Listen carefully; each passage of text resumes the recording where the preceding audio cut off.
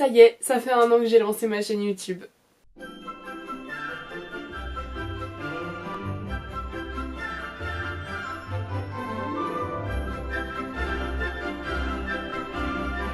Salut tout le monde, j'espère que vous allez bien. On se retrouve aujourd'hui dans une vidéo un peu spéciale puisque aujourd'hui c'est les 1 an de la chaîne. Ça fait 1 an que j'ai posté ma première vidéo, ce qui est juste énormissime. J'ai l'impression que ça fait tellement longtemps et en même temps que c'était hier. C'est trop bizarre et d'ailleurs j'ai le nez bouché.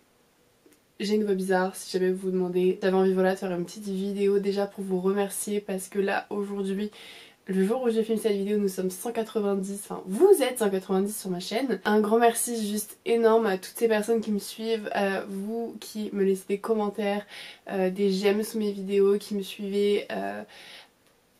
Juste merci d'être là et ça me fait tellement plaisir aujourd'hui de faire ces vidéos parce que voilà, quand j'ai commencé j'avais pas peur mais c'était un peu en mode bon de toute façon si ça marche pas je supprime dans 2 semaines et voilà, mais ça a bien marché et vous êtes encore là aujourd'hui et juste un gros merci.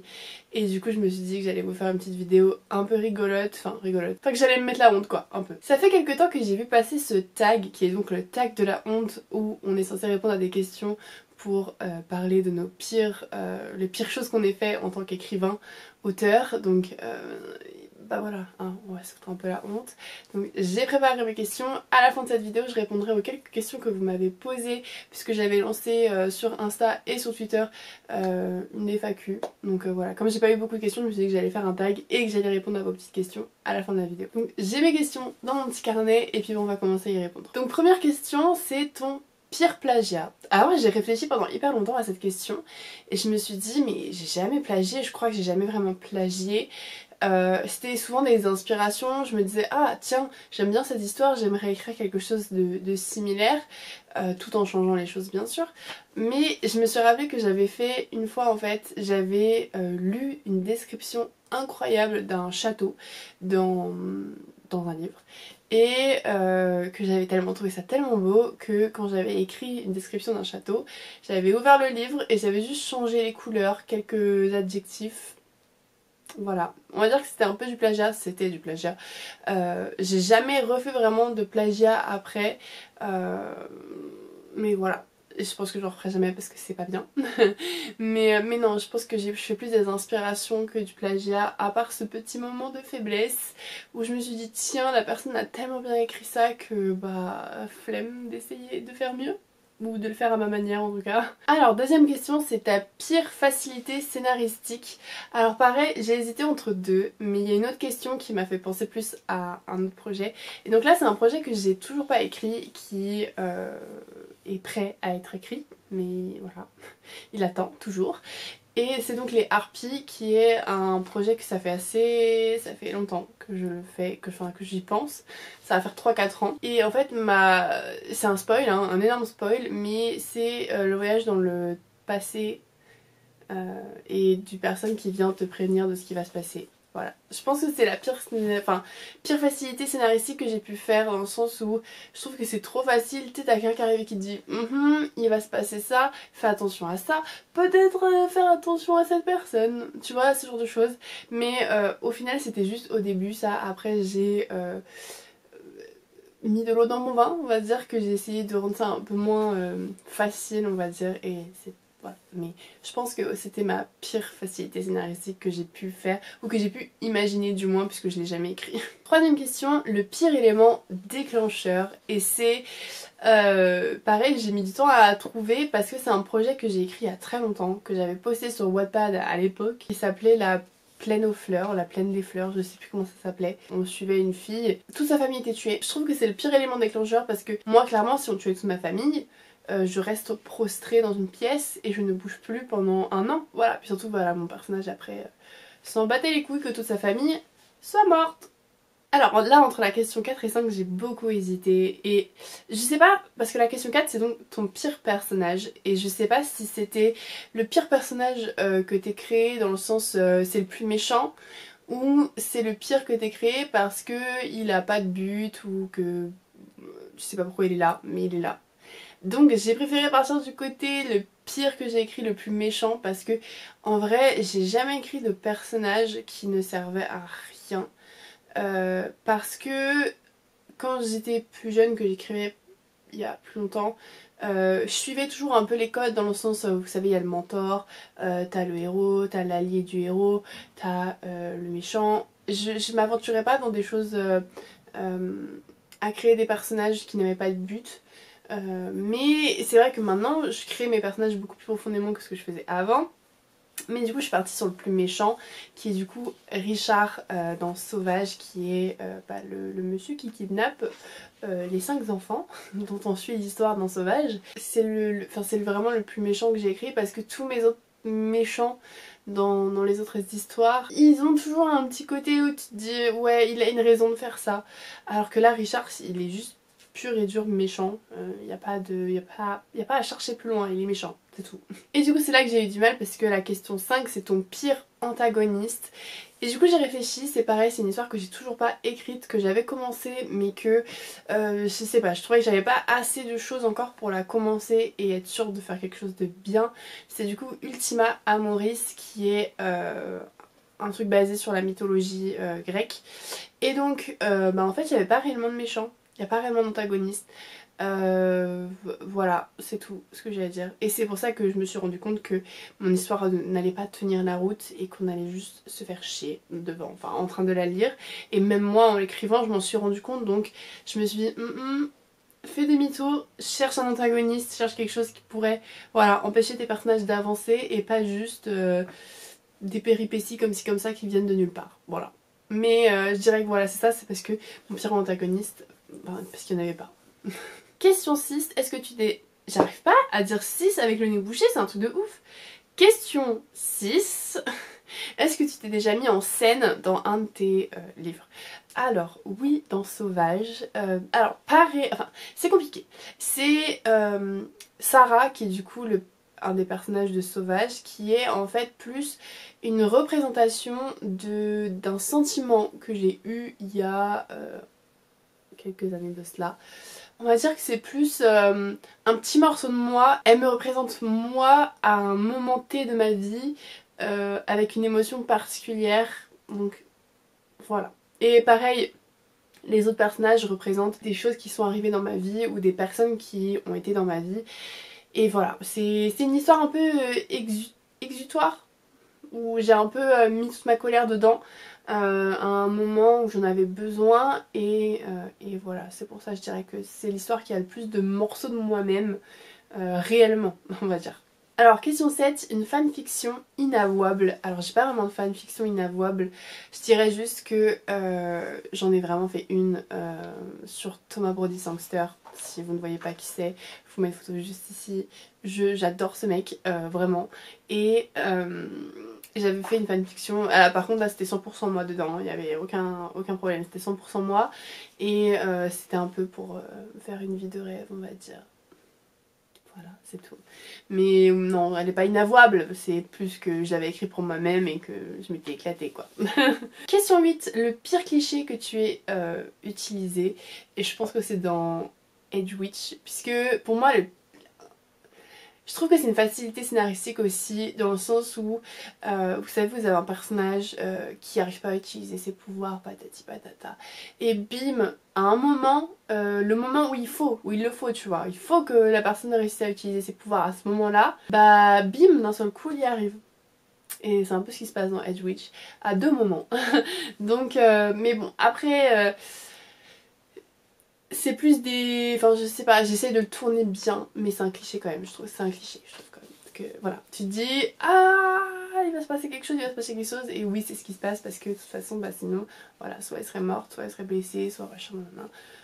Donc voilà. Je trouve que c'est un cliché, et qu'en même temps c'est une facilité scénaristique. Question 9, c'est la pire capacité supernaturelle que tu aies inventée. J'en ai pas trouvé, j'ai toujours... utiliser soit des trucs qui existaient déjà, enfin des idées qui existaient déjà, voilà, des clichés qui existaient. Après j'avoue que les ombres, pour les ombres, mais c'est pas la pire parce que c'est la meilleure à mes yeux, parce que c'est celle que j'ai vraiment inventée.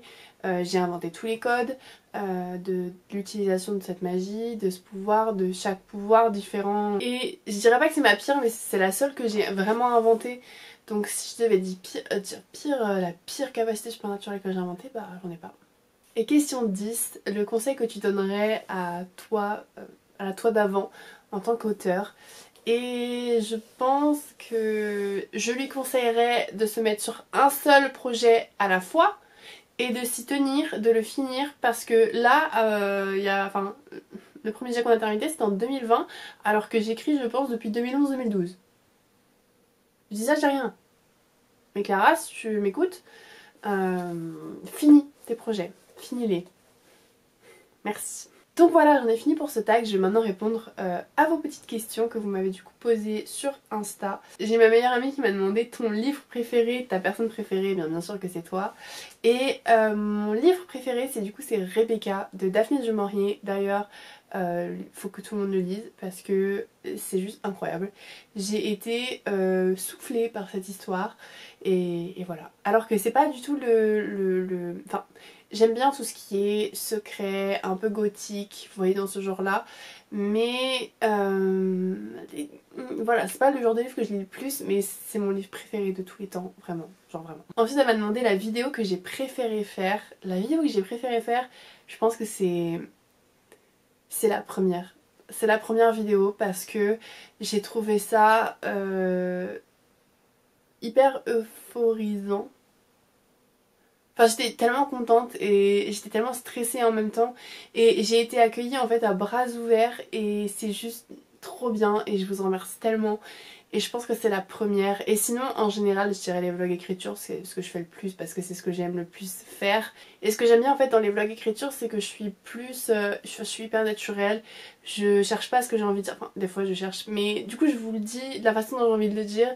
Des fois, même si on ne doit pas me comprendre. Mais voilà, c'est vrai que j'aime bien, j'adore faire les vlogs écriture. Et en général le premier vlog que j'ai fait parce que c'est sentimental en fait. Ensuite du coup il y a Solène de la Fabrique à Livres qui m'a demandé quand as-tu commencé l'écriture. Je dirais que j'ai commencé quand j'avais 11-12 ans puisque quand je suis arrivée au collège mon papa m'avait donné un vieil ordinateur, enfin m'avait prêté son vieil ordinateur.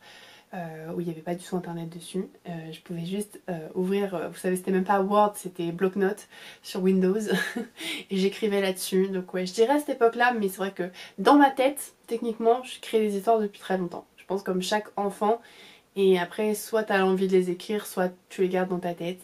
Mais voilà, on va dire qu'à 11-12 ans, j'ai eu vraiment envie de commencer l'écriture et c'est là que j'ai commencé. Elle m'a ensuite demandé quelle est ton étape préférée dans l'écriture, plan, premier jet, écriture, tout ça. Alors, il y a quelques semaines, je t'aurais répondu le premier jet. Et j'avoue que ils se battent entre la réécriture et le premier jet. Puisque je dirais qu'en ce moment, c'est la réécriture parce que c'est ce que je découvre. Voilà, genre là en ce moment, je suis en train de réécrire Nos feuilles d'automne.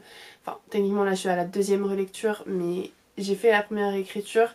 Et en fait, juste, je me dis, c'est trop bien parce que tu peaufines ton histoire, t'amènes les derniers détails, tu vérifies que ce que t'as voulu dire est compréhensible ou tu reformules ce que t'as voulu dire. Et je trouve ça trop bien. Et en même temps, le premier geste, c'est tellement bien, c'est tellement... Enfin, tu crées ton histoire en fait. En fait, voilà, c'est pour ça que j'arrive pas à choisir parce que j'adore créer l'histoire, mais j'adore aussi maintenant beaucoup pouvoir l'amener jusqu'au bout et la finir et là vraiment lui donner une forme et pas juste le premier jet. Et voilà, je pense que pour moi c'est pas possible de choisir entre les deux. Je te répondrai les deux, premier jet et réécriture, parce que j'arrive pas à choisir. Elle m'a ensuite demandé que penses-tu de l'auto-édition et je trouve ça très bien.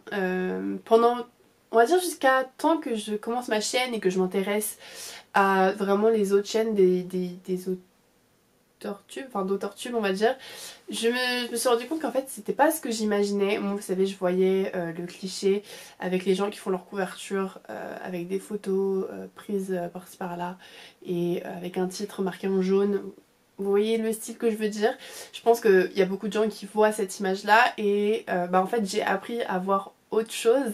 Et même moi aujourd'hui je sais pas du tout si j'aurais envie un jour de participer à l'auto-édition parce que c'est tellement colossal le truc, enfin tout ce qu'il faut faire derrière, tu fais tout seul. Après, voilà, moi je sais pas si je ferai un jour, enfin si je m'auto-éditerai un jour, peut-être, mais c'est vrai que ça fait peur dans le sens où tu gères tout toi-même. Mais c'est vrai que, et en même temps c'est bien, dans le sens où tu gères tout toi-même, et s'il y a un pépin, tu peux t'en prendre qu'à toi-même, et voilà, et t'es sûr de ce que tu fais, dans le sens où personne ne peut te duper, on va dire. Donc voilà, en vrai, j'avais beaucoup d'a priori avant, et maintenant, je trouve ça génial. Et ensuite, Litchi qui m'a demandé tu fais quoi comme études? Alors je fais des études de montage, j'ai terminé là il y a quelques temps, et voilà. Donc j'étais dans une école de cinéma. Pour ceux qui se demanderont, j'étais au Conservatoire libre du cinéma français. Et voilà.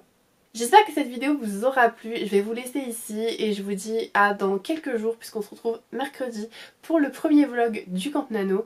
Et voilà, j'espère que ça vous aura plu. C'était sympa. Voilà, je me suis dit de faire une petite vidéo pour les 1 an. Et un grand merci, vraiment un grand merci d'être là et de vous abonner. Vraiment de laisser des j'aime, de laisser des commentaires, ça me fait tellement chaud au cœur et je suis tellement contente que je puisse, enfin voilà, que je puisse aider des gens et voilà, c'est tout ce que j'ai à dire. Je m'en mêle les pinceaux, mais c'est l'émotion, donc je vous fais de gros bisous et je vous dis à la prochaine vidéo.